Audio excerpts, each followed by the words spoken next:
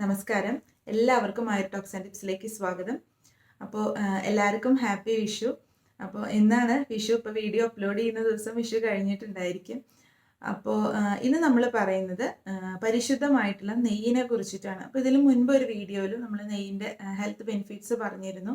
അപ്പോൾ കഴിയുന്നത് നമ്മൾ നമ്മുടെ ആഹാരത്തിൽ ഉൾപ്പെടുത്തേണ്ട ഒരു ഔഷധവും അതുപോലെ തന്നെ ആഹാരവുമാണ് നെയ്യ്. അപ്പോൾ നെയ്യ് നമ്മൾ കഴിച്ചു കഴിയുമ്പോഴത്തേനും നമ്മുടെ ശരീരത്തിലെ വാത പിത്ത ദോഷങ്ങളെ ബാലൻസ് ചെയ്യാനായിട്ട് അത് സഹായിക്കും. അപ്പോൾ അതുകൊണ്ട് ഏറ്റവും ഉത്തമമായിട്ടുള്ള ഒരു രീതി എന്ന് പറയുന്നത് നമ്മൾ ഭക്ഷണം കഴിക്കുന്നതിന് തൊട്ട് മുൻപ്, അതായത് ചോറ് ഉണ്ണുന്നതിൻ്റെയൊക്കെ തൊട്ട് മുൻപായിട്ട് നമ്മൾ ലേശം നെയ്യ് സേവിക്കുകയാണെങ്കിൽ നമ്മുടെ വാതപിത്ത ദോഷങ്ങളെ ബാലൻസ് ചെയ്യാനായിട്ട്, അതുപോലെ തന്നെ നല്ല വിശപ്പ് ഉണ്ടാവാനും നല്ല ദഹനം നടക്കാനൊക്കെ തന്നെ അത് സഹായിക്കും. അപ്പോൾ നെയ്യിന് ഒരുപാട് ആരോഗ്യ ഗുണങ്ങളുണ്ട്. അപ്പോൾ നമ്മൾ ആയുർവേദത്തിൽ നോക്കുകയാണെങ്കിൽ ഒരുപാട് ആയുർവേദ ഔഷധങ്ങളുടെ ഒരു പ്രധാനപ്പെട്ട ചേരുവയാണ് നെയ്യ് എന്ന് പറയുന്നത്. അതുപോലെ തന്നെ നമ്മൾ നെയ്യ് സേവിക്കുകയാണെങ്കിൽ നമ്മുടെ കണ്ണുകളുടെ ആരോഗ്യത്തിന് നല്ലതാണ്, നല്ല ദഹനശേഷിക്ക്. അതുപോലെ തന്നെ ചെറിയ കുട്ടികൾക്കൊക്കെ നമുക്ക് രാവിലെ ഒരു 1/2 ടീസ്പൂണോളം നെയ്യ് കൊടുക്കുകയാണെങ്കിൽ അവർക്ക് ഓർമ്മശക്തിക്കും ബുദ്ധിശക്തിക്കും ഒക്കെ തന്നെ അത് നല്ലതാണ്. പിന്നെ മെയിനായിട്ട് ഇപ്പോൾ ഒത്തിരിയേറെ പേരെ അലട്ടുന്ന ഒരു പ്രശ്നമാണ് സ്ട്രെസ്സും അതുപോലെ തന്നെ ഉറക്കക്കുറവും. അപ്പോൾ ഉറക്കക്കുറവൊക്കെ ഉണ്ടെങ്കിൽ രാത്രി ഉറങ്ങുന്നതിൻ്റെ മുൻപായിട്ട് 1 ടീസ്പൂൺ നെയ്യ് ഒരു ഗ്ലാസ് ചെറുചൂട് പാലിൽ ചേർത്തിട്ട് അത് കുടിക്കുക. അപ്പോൾ ഇത് ഉറക്കക്കുറവൊക്കെ പ്രശ്നമൊക്കെ ഉള്ളവർക്ക് ആ ഒരു പ്രോബ്ലമൊക്കെ മാറാനായിട്ട് ഏറ്റവും നല്ലതാണ്. അപ്പോൾ ഉറക്കക്കുറവൊക്കെ ഉള്ള മിക്കവാറും പേര് പറയുന്ന ഒരു അടുത്തൊരു പ്രശ്നമാണ് കണ്ണിൻ്റെ അടിയിൽ കറുപ്പ് നിറം ഉണ്ടാവുക, അങ്ങനെയൊക്കെയുള്ള പ്രോബ്ലംസ്. അപ്പോൾ ഇത് കഴിക്കുന്നതിൻ്റെ കൂടെ കണ്ണിൻ്റെ അടിയിൽ കറുപ്പ് നിറമൊക്കെ ഉണ്ടെങ്കിൽ നെയ്യ് നമുക്ക് കുറച്ച് ഒരു വിരലിൻ്റെ അഗ്രഭാഗത്തിൽ എടുത്തിട്ട് പതുക്കെ നമ്മുടെ കണ്ണിൻ്റെ ആ ഒരു തടത്തിൻ്റെ അവിടെ അപ്ലൈ ചെയ്ത് കൊടുക്കുന്നതും നല്ലതാണ്. അപ്പോൾ ഒത്തിരിയേറെ ഗുണങ്ങൾ ഈ ഒരു നെയ്യിനുണ്ട്. പക്ഷേ ഈ ഗുണങ്ങളൊക്കെ തന്നെ കിട്ടണമെന്ന് വെച്ച് കഴിഞ്ഞാൽ നമ്മൾ പരിശുദ്ധമായിട്ടുള്ള നെയ്യിനാണ് ഈ പറഞ്ഞ ഗുണങ്ങളൊക്കെ തന്നെ ഉള്ളത്. അപ്പോൾ കഴിയുന്നത് നമ്മൾ വീട്ടിൽ ഉണ്ടാക്കിയെടുക്കുന്ന നെയ്യ്, അതായത് നമ്മൾ പാലിൽ നിന്ന് ഉണ്ടാക്കിയെടുക്കുന്ന നെയ്യിനാണ് ഈ ഗുണങ്ങളൊക്കെ ഉള്ളത്. അപ്പോൾ നല്ല പാല് കിട്ടുമെന്ന് വെച്ച് കഴിഞ്ഞാൽ കഴിയുന്നത് നമ്മളെല്ലാവരും വീട്ടിൽ നെയ്യ് പ്രിപ്പയർ ചെയ്യാണ് നല്ലത്. പ്രത്യേകിച്ച് നമ്മൾ കുട്ടികൾക്കൊക്കെ കൊടുക്കുമ്പോൾ അങ്ങനെയുള്ള നെയ്യാണ് ഏറ്റവും നല്ലത്. അപ്പോൾ എങ്ങനെയാണ് നമുക്ക് വളരെ ഈസി ആയിട്ട് വീട്ടിൽ നെയ്യ് ഉണ്ടാക്കിയെടുക്കാമെന്ന് ഇന്നത്തെ വീഡിയോയിൽ നമുക്ക് നോക്കാം. അപ്പോൾ ഇവിടെ നമുക്ക് നെയ്യ് ഉണ്ടാക്കി എടുക്കാനായിട്ട് 1/2 ലിറ്റർ പാലെടുത്തിട്ടുണ്ട്. അപ്പോൾ കഴിയുന്നതും നിങ്ങൾ നാടൻ പശുവും പാൽ കിട്ടുമെന്ന് വെച്ചാൽ അത് യൂസ് ചെയ്യുക. ഫുൾ ഫാറ്റ് മിൽക്കാണെങ്കിലേ നമുക്ക് നല്ലോണം പാട കിട്ടുള്ളൂ. അപ്പോൾ പാല് നമ്മൾ നന്നായിട്ട് തിളപ്പിക്കണം. അപ്പോൾ ഒരുപാട് ഇളക്കിയിട്ട് തിളപ്പിക്കേണ്ട, അല്ലാതെ തന്നെ തിളപ്പിക്കുമ്പോഴാണ് നമുക്ക് പെട്ടെന്ന് പാട കിട്ടുന്നത്. അപ്പോൾ ഇവിടെ പാല് നല്ലോണം തിളച്ച് വന്നിട്ടുണ്ട്.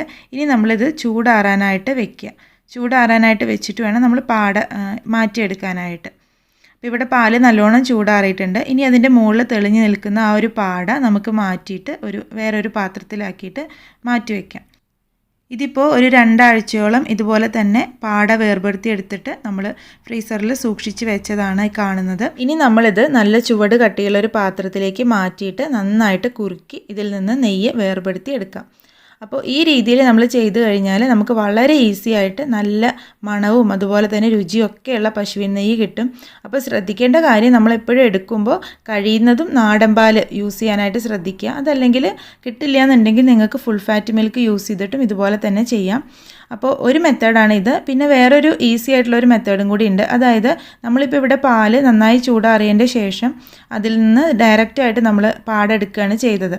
ഇതല്ലാതെ നമ്മൾ ഈ പാല് ചൂടാറിയിട്ട് നമ്മളിത് ഫ്രിഡ്ജിലേക്ക് വെക്കുക. എന്നിട്ട് പിറ്റത്തെ ദിവസം ആകുമ്പോൾ കുറച്ചും കൂടെ ഈസി ആയിട്ട് നമുക്ക് അതിൽ നിന്ന് പാട തെളിഞ്ഞ് കിട്ടും. അപ്പോൾ അങ്ങനെയും നമുക്ക് പാട എടുത്തിട്ട് നമുക്ക് സൂക്ഷിക്കാം.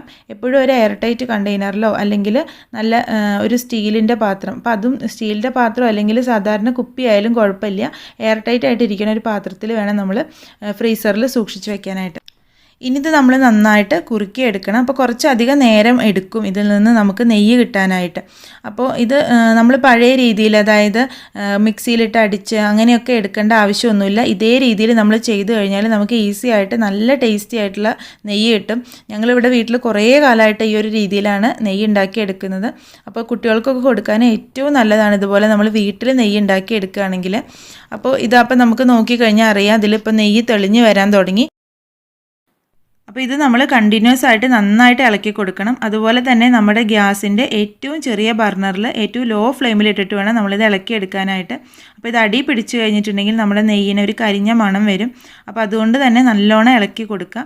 അപ്പോൾ ഇത് ഏകദേശം ആയി വരുന്നുണ്ട്. ഇതിപ്പോൾ നന്നായിട്ട് ആയി കഴിയുമ്പോഴത്തേന് ഈ ഒരു മഞ്ഞ കളറൊക്കെ മാറിയിട്ട് ഇത് ഡാർക്ക് ബ്രൗൺ കളറായിട്ട് വരും. അതുപോലെ തന്നെ നമ്മൾ ഈ ഒരു റെസിഡ്യൂ എടുത്തിട്ട് നമ്മുടെ വിരലിൽ വെച്ച് കഴിയുമ്പോഴത്തേന് അത് നന്നായിട്ട് പൊടിഞ്ഞ് കിട്ടും. നമുക്കിങ്ങനെ മൊരിഞ്ഞ് പൊടിഞ്ഞ് കിട്ടും. അതാണ് ഇതിൻ്റെ കറക്റ്റ് പാകം. ആ ഒരു പാകം ആകുന്നത് വരെ നമ്മൾ നന്നായിട്ട് ഇത് ഇളക്കി കൊടുക്കുക.